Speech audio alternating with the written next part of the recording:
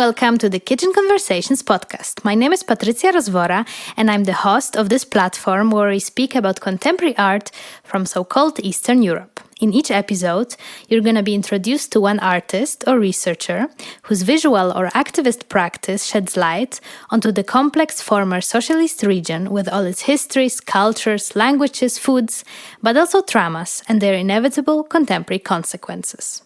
The podcast is a fully independent platform existing since May 2020. If you enjoy the monthly conversations, you can support me via Patreon or share the episode with your friends or via social channels.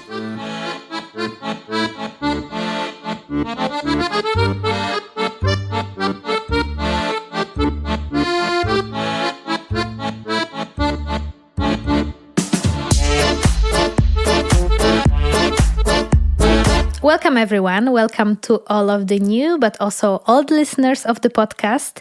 Today at my kitchen table, I'm hosting a multidisciplinary artist working mainly with embroidery and sound, Victoria Sarangova. Victoria comes originally from the Republic of Kalmykia and more specifically a city called Elista. As you will hear, she came to Europe at a younger age and is currently living and working in Berlin. Her art practice is to a large degree devoted to getting closer to the history of her ancestors and tell the story and micro-stories of the Kalmyk people. And because of that, I wanted to tell you a little bit more about the Republic of Kalmykia, where it is located, and share a little bit some of the historic facts that are also very much relevant to our conversation and to the art that Victoria creates.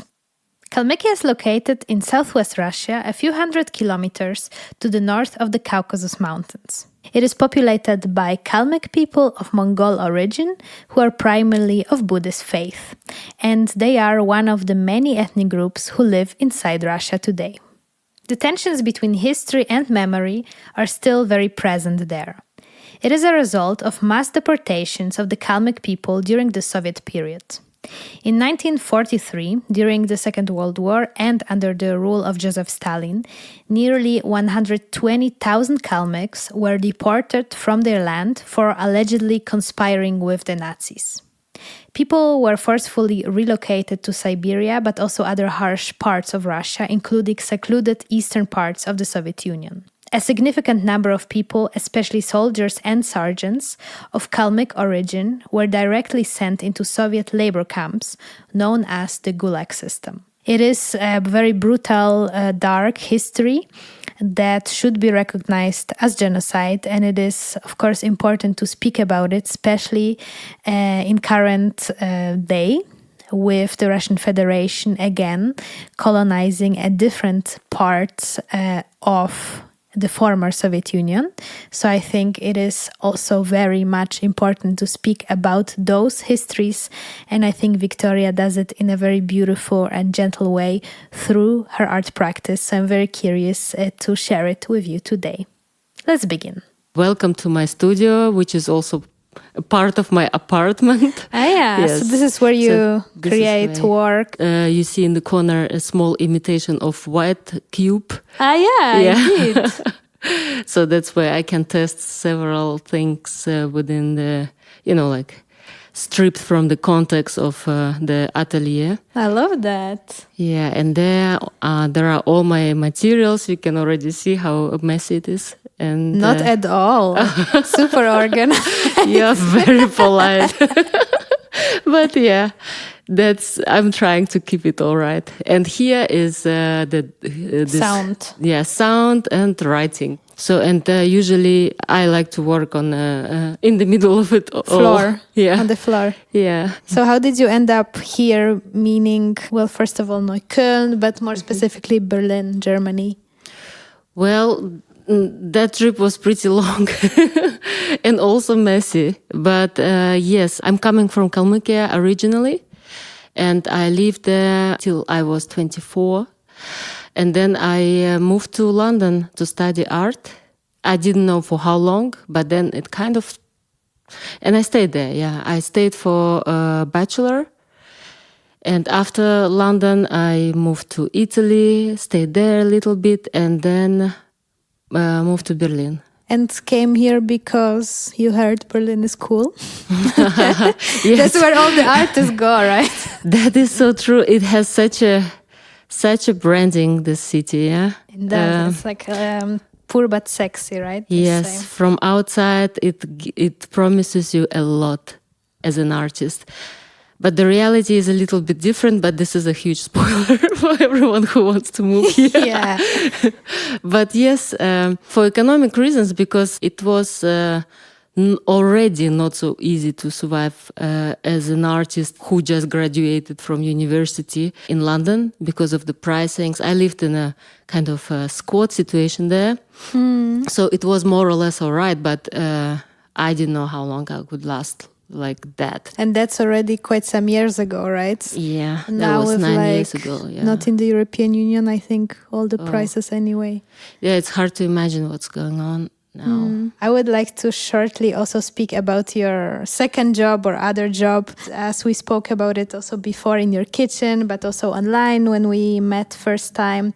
Doing the parallel job to your art practice is also a big part of who you are, and it's even in your Instagram bio. I thought that's very nice. I love when people, like especially artists, also really own another job they do or another life they have, or like it's the same life but different profession to art making. And I think we spoke quite long about it before, and I thought to also include it shortly in this conversation. So what are you doing apart from art? 24 hours a week, I'm working as a kindergarten teacher. So I have a group with 17 kids for now. I think it's going to be 18 from January. And I work in a small team. Yeah, this is my job, and I work in this system, like education system, for around 5 years already. And that's interesting that you noticed that that bio. I actually changed it lately, Recently, recently, yeah, because it was for me always like this part of identity was hard to accept because. Yeah, like how am I positioning myself mostly as an artist or but then I understood this is so present, and yes, you're right. It does through this I am perceiving this reality a lot. It does influence. Yeah, we spoke that you are spending a lot of hours of your week with the smallest people of our society, which also gives you like an interesting entry of like the new generation and so on. Yeah, and also in this whole system of care, and that's also how it influences the choices that I make in terms of where I go, how much energy I'm able to spare for other activities in my time, how I distribute my time and energy when I'm not working there. And it also, I think, shapes my practice in some ways, which is for me now not so clear, and I think maybe it would be something for the future projects to work with the aspect of care. Yes, and to actually try to combine these worlds. You know, I try to think about it apart from the projects that I'm working on now, that are running right now. But I understood that, there is not enough distance between these worlds for now to be able to see things that clear, to be able to conceive and, to come up with something. So you now live for quite some years here in Berlin. You also work in German, but in your art you mainly use English and Russian. Is that correct? Yeah, this language thing is a complex matter, isn't it? Mother language is Russian. Kalmyk was never a part of my life, unfortunately, and that's what I'm trying to compensate now by learning it once a week. And all right, how are you doing it? Oh, online? Online. Yeah, I have a great teacher, Sanul, and we are calling each other once a week. And sometimes he gives me also Hausaufgabe homework. Yeah. Yes, Kalmyk is now on my agenda. I don't know how long it will take until I start really speaking it. So I grew up speaking Russian. Then when I moved to England, of course, English was my main thing. And I learned all that artistic vocabulary, all that theoretical stuff in English. And then I was shortly living in Italy, so that's where I picked up a little bit of Italian, but not so. Not so you can speak, but yeah. I mean, Italian is kind of easy to catch, at least the basics, right? Yes, especially when I studied philology when I lived in Kalmykia. So we had to learn Latin. We had to understand the structure of Latin and Germanic languages. So it was more or less clear. So you knew the basics, how to kind of read a language, let's say, or like read the structure of a language. Perceive that, system. And then German. But German, German I also studied in Kalmykia already. Then I not completely, but I forgot it. And I had to pick it back here already. But I had a huge barrier, I would say, for a long time here. Because Berlin, you know, with German, unless you work in at the German company, you don't have to. Yeah. You don't have to really be fluent, and really feel on that language. Yeah, definitely. But I still feel a lot of people make the effort here or like really learn it compared to, for example, Holland, where I lived before. Really? Like people really, it's not needed at all, and people also don't make any effort to learn Dutch. Yeah. But not everyone. Heads up to those who did learn it. I didn't. So shame on me, but hey, it's not an easy language. I mean, German and I'm sure Dutch, and but I love learning languages. I think you can learn so much about the world through languages. And why did you decide to now in the recent years or months, I don't know, when you started to actually take classes and learn Kalmyk? Well, that was something that I wanted to do for a long time. And I had my attempts, I made my attempts to do it independently a couple of years ago. And then now I came to this point where I have that extra time and extra resources. Also, a little bit of a dramatic reasoning here is that I'm not able to go home now because I don't know if I would feel safe. I would be safe with my certain statements to go home to Kalmykia. So this is one of the bridges that I created. To feel closer to the place you're from. To keep that connection, not only through my project, but through something where it's very active. It's very important for me, this connection. That brings us to an exhibition, or like that brings or bridges me to an exhibition that I discovered your work at. A group show, that the poster we have here, which is nice. Thanks, it's so beautifully framed, Yeah, beautiful. By my friends and colleagues. I love it, So a group show, an exhibition, which is nice. I have the dates here that happened earlier this year here in Berlin, in Kreuzberg, that focused on artists or various activists and creative voices, representatives of different ethnic groups in Russia.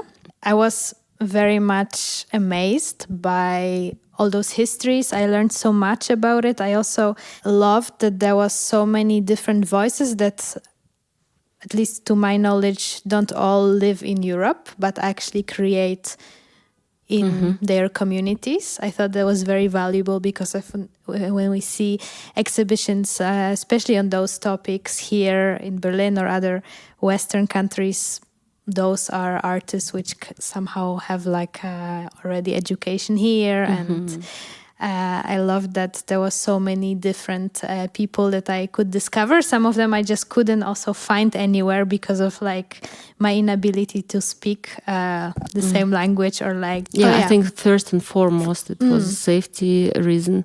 That's why many of the artists presented there were not able to speak about their works directly, afterwards. And of course, very important aspect. You already started speaking, so maybe you can just continue. The show was there for I think 2 months, but there was also a rich program of events happening in the whole city, presenting and showing also that Russia is not a white place only, that it's not only Slavic people living there, also problematizing colonial history, that it's not something implemented from the West, but actually for a very long time also being executed by Soviet and then Russian regimes. But please take the mic and... Well, thank you for your feedback. Thanks for coming there and seeing all this work. That was a long process. It took us, I don't remember how long exactly, more than a year, I guess, to come to this point at Kunstraum Kreuzberg. But I think in this whole project, that process was the most important thing. That community that was built, that was created, and it's still there. We started at the residency, and for me it was a life-turning event in my life, because I've met so many artists with whom I could finally identify in so many ways, in so many experiences. And that was not the case for so long in that center-based art life, that whole art world in Russia especially, you know. So there I felt so free. You know, it gave me so much strength, and it gave me so much such a different perspective on so many things, you know. And I'm super grateful to be part of that. And I'm super grateful to our curator team, Fata Collective. They did a huge job. All these people who helped organizing these regular meetings of feedback sessions. We did that quite often in these last months, helping each other to see certain ways, to experiment, to feel each other with different influences and different perspectives on certain topics.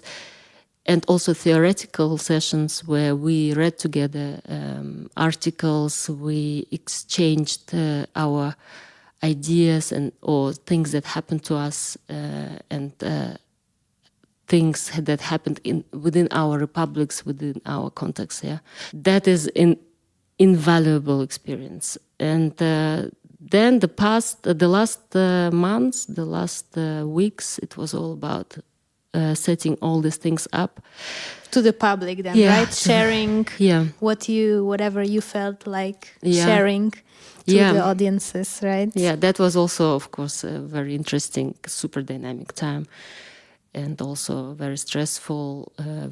You feel super responsible for how you. We had no idea, like how it's going to turn out. But we had a lot of positive responses, like lots of energy. There is still lots of energy about that.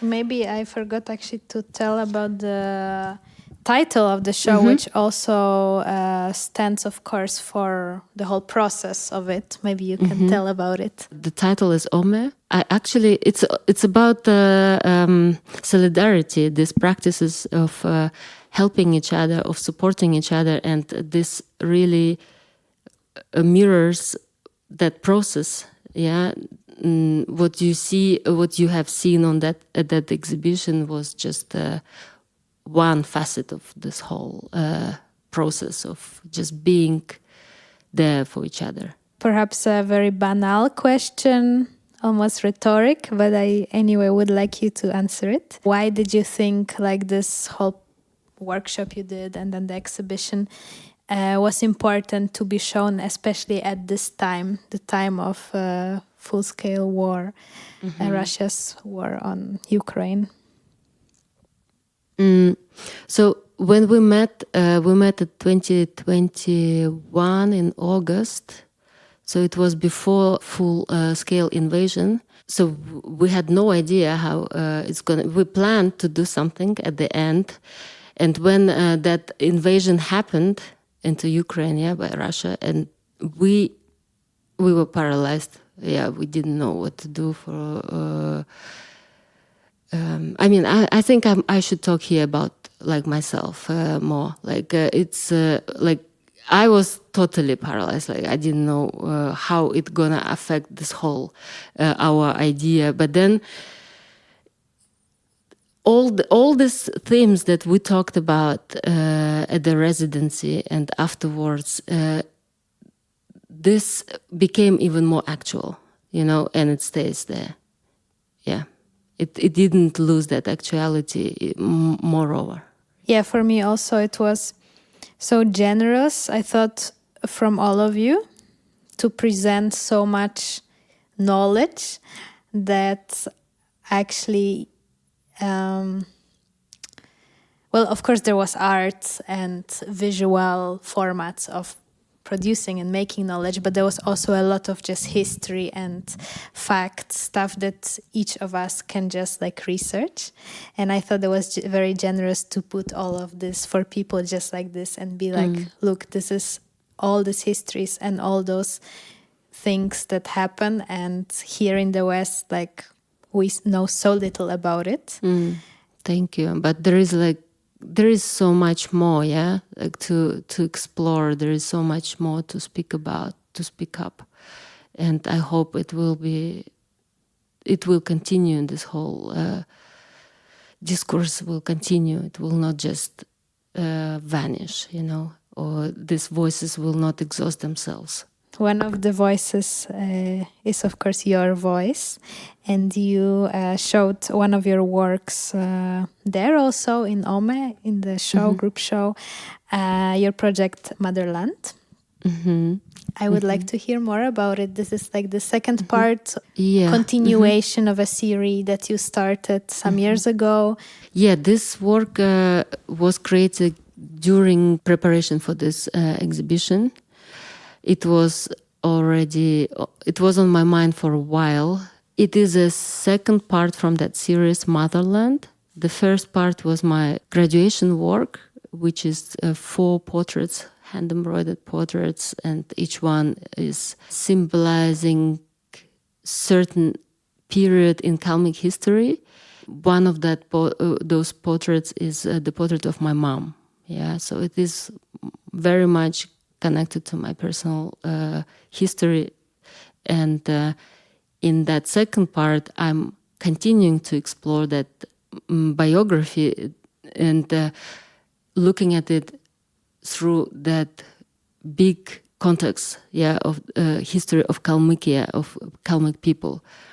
And it started from me trying to find out anything about my grandfathers and mothers, and I couldn't find anything. I couldn't ask anyone. Actually, I still have aunts and uncles, but it's very difficult to get any kind of knowledge because all the memories are a little bit twisted, or some of that is vanished, and it's really difficult to create that clear picture. Of course, it's never going to be clear, but still.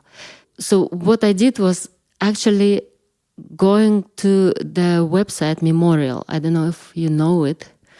It's that organization that works with the archives of people who suffered from exiles, from deportations during Stalin time. Now in exile also, organization that... Yeah, it's proclaimed to be a foreign agent in Russia. So I put my surname of my mom, and I found 194 surnames, Sarangov and Sarangova, the female and male. And I was really shocked to see how many of what is known, of what is on that database, and it's not the most spread family name, And I just thought, okay, how am I gonna show that scale, So my first impulse was, okay, I'm gonna embroider it and see how it's gonna feel. How it's gonna look. It's one thing, but how I'm gonna feel doing that. And when I started to do this, embroidering the surname, the name, and the short bio, basically all that is left after these people, I felt such a mixture of emotions and feelings that I understood that I have to finish that, and I'm still doing that. I just saw it. It was just on our table where now like the recording thing is, but I would like to see it later. Yeah, I will show you. Yeah. So, if I understand correctly, these were people with the same surname, but you, of course, don't know if you're related or not. Yeah, because I don't know exactly who of them belong to my family. And when I looked through all the surnames, I understood that one sentence that is repeated in each bio is that conviction sentence, that they were all convicted by a national characteristic because they were Kalmyks, So Kalmyks were allegedly helping Nazis in that time, and Stalin decided to send the whole population on one day, 20th of December of 1943. People were sent in the cattle carriages to Siberia, to other parts of Russia, and that was a very brutal act. So all these biographies, they contain that sentence, and that was something that was connecting all of them and me to them.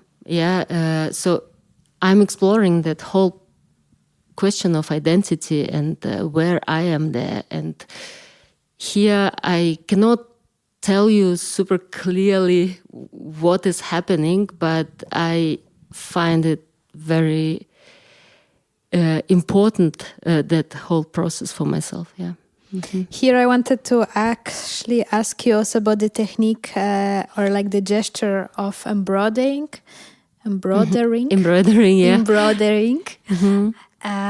You use it already for quite some time in your practice. What is it for you? What feeling do you have while doing it? Like this very hands-on craft gesture.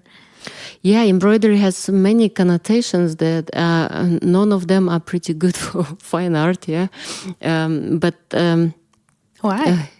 Because of that craft thing. That's something that is opposed to fine art. Art naïve. Yeah, exactly. It was always proclaimed as a feminine art or like craft. Now it is feminist, maybe. Now it's feminist. Like they are reclaiming it finally. Yeah. They and we. But it was always difficult, especially within that world of big art. It was also outsider art. So, but for me, it's a very important instrument that I have, and it is such a bodily practice. It's a gesture of repetition. It's a gesture of complete immersion, and it is, to me, very close to that mantra thing as well, like something that is for me rooted in my childhood as well. As a child, I used to go to the Buddhist temple not far from our town, and there I was listening to this, to the mantras and that repetitive sounds, and it was putting me into a really nice place, And here maybe I'm trying to just reenact this situation, but doing it through my body and with my body, and I'm connecting. I feel like I'm connecting on some level with all these people. Thanks to them, I'm here. And it's one of the reasoning, for this instrument for me. Also, the embroideries you did as well on this traditional Buddhist flags in the colors, and that's, I guess, also the connection to what you just said, to your memories of going to the temple, or is there some other? That was reasoning? For me one of these biggest doubts, actually, sources of doubts of why am I taking these colors and why is it, because I think the way how I approach this whole Buddhist topic, and my own culture, it's so easy right now I don't want to self-exoticize my culture. I don't want to appropriate, reappropriate the religion which I grew up. So I have to be careful. But this form came to me, I took it, and I'm sticking with that. But I had a proper phase where I was just contemplating and debating with myself if I should still keep that, if they have to be proclaimed as Buddhist flags, how close, because, there are also different types of Buddhist flags. Yeah, the Sangha, for example, they have different symbolics in them because Sangha is something that brings joy and proclaims joy and happiness. Here I work with grief. So how do I, combine those? Yeah, exactly. So I am aware of these sides, and that's why I'm trying now to avoid this whole thing.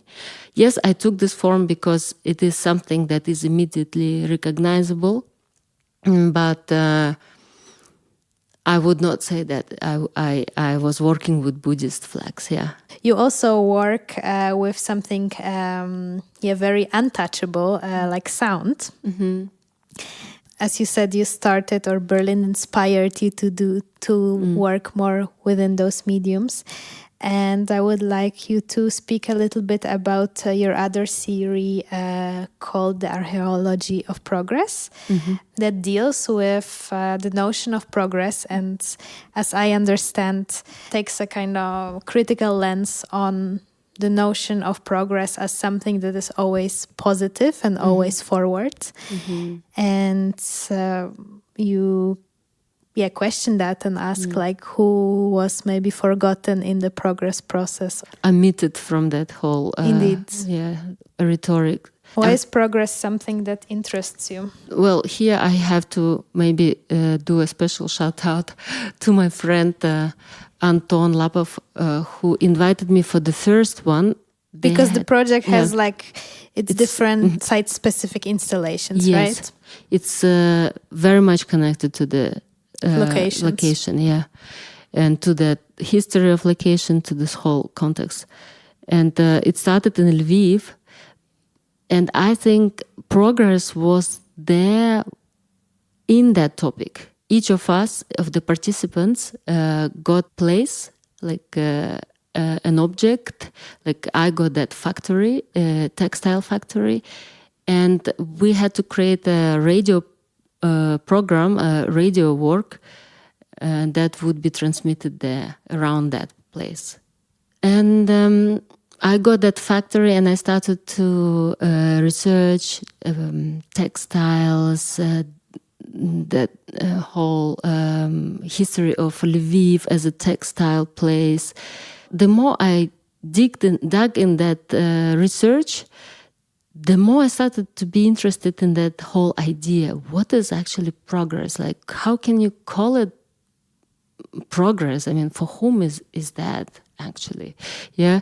When, for example, places that were industrial plants are now places that where they outsource certain things. Yeah. And whom does it serve in the end? So I have many questions still, and that was my first, my introduction in that series. Work was pretty short, but it started the whole format, that audio essay format. And then I got a place in Red Roof at Back Lane West residency, and I also worked with the history of that town. Red Roof was a really prosperous industrial town before Thatcher. It was a mining, it was within that mining region, And now it's pretty, it's struggling economically, I would say. And what you see there, you see the aftermath of that whole glorious past, full of promises, that were all connected to that progress idea. Then I decided to come back to the place where I was born, because the idea of progress there in Elista was a little bit different. It came from the other place, and it came through the other door somehow. But what other door? I don't know. It did not originate. Like, it kind of was as if that certain idea of the progress was borrowed and fantasized and mixed it all up. And it's difficult to understand, It wasn't really desired. It was rather like Well, it was very much desired, I would say. But it was desired in some interesting ways.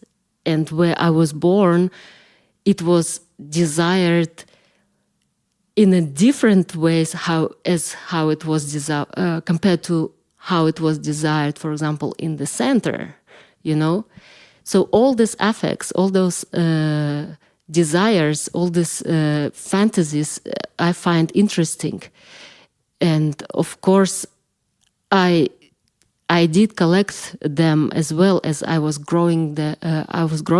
And I was absorbing all these things. And can you tell a little bit more in terms of some visual examples if we think about Elista and the progress? Like how was the place changing? Mm-hmm. What did you see as a young person there? What can you remember, let's say, from being a child, and something that you thought was like, wow, this is really progressing, this is changing? Yes, it's a really good question. When I think about it, now I remember in 90s this first salon of virtual reality, that was in the huge place. Like it was a tiny salon of virtual reality where I had no idea what it is all about. I was a child. And it was within the place that was a club. And the club was called Nirvana. And then it was changed into Sansara. And I'm not sure if it was first called Sansara and then Nirvana.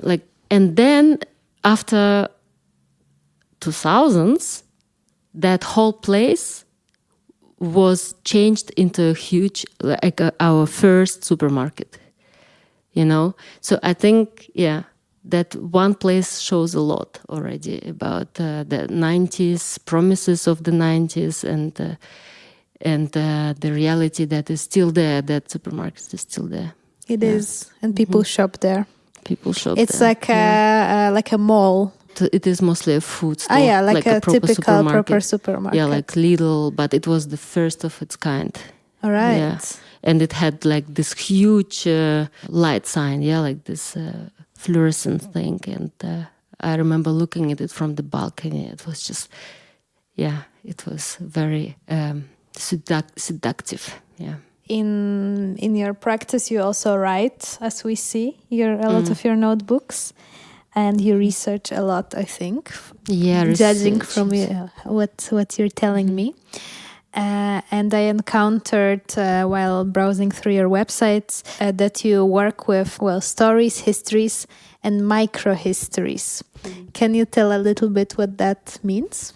Yeah, well, histories, all in all, like a big histories, but I'm interested in the smaller narratives, like biographies or like histories of certain places. Like, for example, I told you now about that supermarket that used to be a virtual reality salon. For example, microhistory, I would call the history of our square, central square in Elista, that was changing. Yeah, it was going through transformations, and through these transformations, you can see the bigger narrative. You can understand how it was all like going through these changes, just looking into the history of one statue of Lenin, how they were dragging him around. There is a work about it Yeah. on your website. I will link it. I saw that. It was a very nice bridging, isn't it? It's crazy because you're showing there this huge monument of Lenin. When we speak about it, we can also just touch shortly about it. And the crazy thing, a very similar statue was, of course, here in Berlin at the Lenin Square, which is now renamed. But it's quite crazy how similar all those statues were, and gigantic as well. And the head of Lenin is still actually to be seen in Zitadelle Spandau here around Berlin. It's crazy. Yes, I mean, that Lenin Square, it's still present, and it's a very burning place. It's a discursive, I don't know how to call it, but it's quite a problematic, painful situation, about these squares, about all the statues, and not only Lenin, other statues, other monuments. It's this whole planning, city planning, urban planning, and very much also still present in Berlin as well. Yeah. But lastly, about the micro histories, because I'm very interested about this as well, and I also somehow follow this strategy in my podcast, because I also believe smaller case studies or individual personal stories can tell sometimes way more, or open our imagination than just reading big histories. What do you think? Why is that more interesting to speak from small about the big? Well, it is a certain strategy, but through this, I mean, the history, I think, is built on many generalizations, and this goes in an opposite direction of it. It puts the focus in a complete different light. Yeah, a different perspective completely, because you go from the other side, and it is allowing us to see a very alternative way of how this reality was shaped and how the narrative was shaped. It challenges these big narratives. It challenges these huge constructs, and that's what interests me. Yeah, to cover stories that weren't covered in the big histories. Because I have a big problem with how the history is being passed over, because I personally know how certain situations, certain people, certain events can easily be dropped out when they don't fit these mega narratives, and it has huge consequences, not very awful consequences, That's maybe one of the reasons. Lastly, since we are now in Kalmykia, kind of, with our narration, I would like to also finalize perhaps there by bringing you home and thinking about food. This is always the last part of the kitchen conversations, thinking about your favorite tastes or foods from home. I mean, you have now perhaps also a home here, so you're free to say about your favorite food from home. Maybe it's something from Sonnenallee. But perhaps it's something from the place you were born. Well, here we are very lucky. Exactly. There's so much amazing food around here as well. We have good access here to nice food. But yes, last time I ate Kalmyk food, which was Beerg. It's the dumplings, meat dumplings, but also can be, I mean, for some Kalmyks it would be a taboo, the without meat, the vegan or vegetarian versions. And Bortsg is the type of a bready thing, like a donut but not sweet, like a very fluffy doughy things. Pastry, but it's not sweet. Not sweet, no. And how do you eat that? Just with tea, Kalmyk tea, And the Kalmyk tea is the tea with milk and a bit of salt and bay leaf. Yeah. And then you eat that as like a snack with the tea. Mm-hmm. Yeah. And do you have that like in the day or is it like in the morning? Whenever, when you fry them. It's fried. Okay, so it's pretty very heavy. much fried, yeah. Okay. Yeah. So it's almost like a meal. Yes, but you can eat it with just tea. You can eat it as like bread, as something to the side of the dish. It's unstoppable, once you start to eat. It's difficult to stop. It's very nice. I don't do it that often because it's dangerous for me.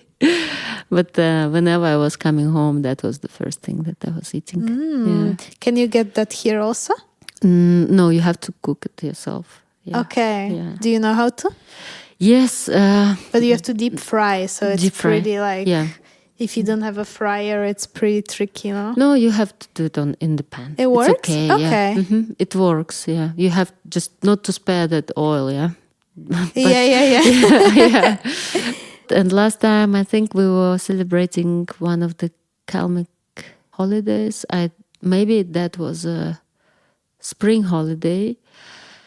And we have a small diaspora here of people from Kalmykia, and we gathered and we fried things and we cooked things, and it was very, very nice beginning of that spring season for us. Yeah. That's so nice. Yeah. So these are occasions when I cook them, but only yesterday I found out that here in Berlin there is one vegan place with Mongolian food.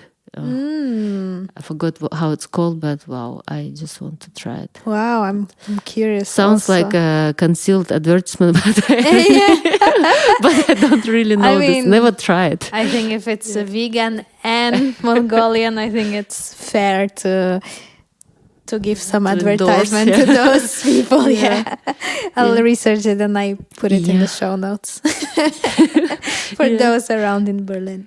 Yeah. Well, thank you so much, Victoria, for this conversation.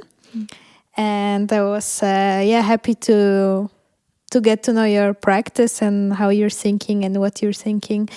And thank you for hosting me in your house for this nice kitchen talk.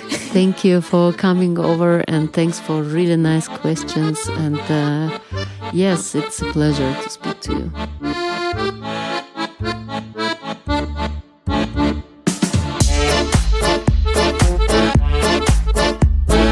And this was it for today. Thank you for reaching till the end of this podcast episode. The next one is coming in 4 weeks, always on Monday. Please follow the podcast and leave a rating if you're listening on Spotify. There is 2 ways you can support the further development of this platform. Number 1 is to buy the Kitchen Conversations cookbook, homey recipes from artists, that features home dishes from the first 17 guests who appeared on the podcast. And number 2 is to become a patron of Kitchen Conversations and support this platform with an amount of your choice that starts with $2.50 per month. More info you can find on patreon.com/kitchenconversations. In the meantime, take good care and we hear each other soon.